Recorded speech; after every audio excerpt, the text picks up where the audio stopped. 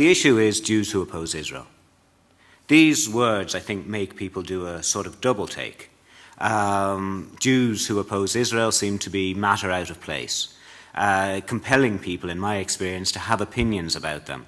Because if, as the phrase goes, Jews are news, then Jews who oppose Israel possess the quality of a man bites dog sort of news story.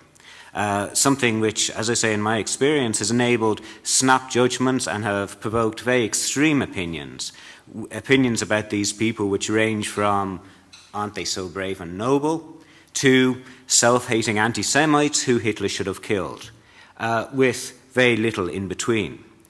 Now this is problematic, not simply because it doesn't address the issue, but because once again it seems that Jews, people, have been transformed into the Jew.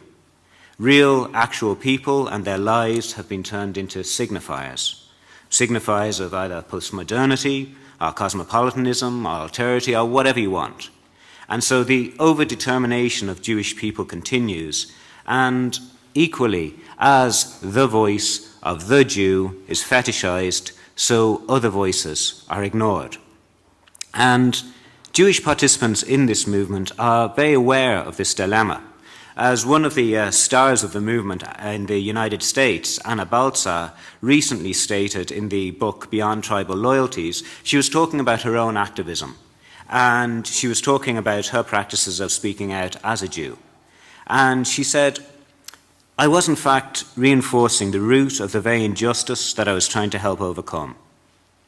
I was reinforcing the idea that Jewish voices and opinions are more important than the voices and needs of the oppressed themselves, the Palestinian people, the experts and leaders on their plight and struggle. So my aim in this talk is to work through this dilemma, work through the real-life questions that this movement presents itself. And so first, what I want to do is I want to present this movement, describe its origins, its development, and its aims, and why people get involved. And then I want to explain how I understand this Israel critical movement. And what I want to argue is that this movement's identity and even ideology is produced in the process of trying to translate Palestinian demands to various local fields, mainly the national political and the local Jewish field. And I ask if this act of translation of Palestinian demands is also an act of appropriation, foregrounding the subjectivity of themselves rather than Palestinians, leading to an erasure of Palestinian political personhood. And in examining this process, it's very clear that it's not just a process that happens within this movement. The erasure of the object of activism is, I think, an issue for all distant issue movements.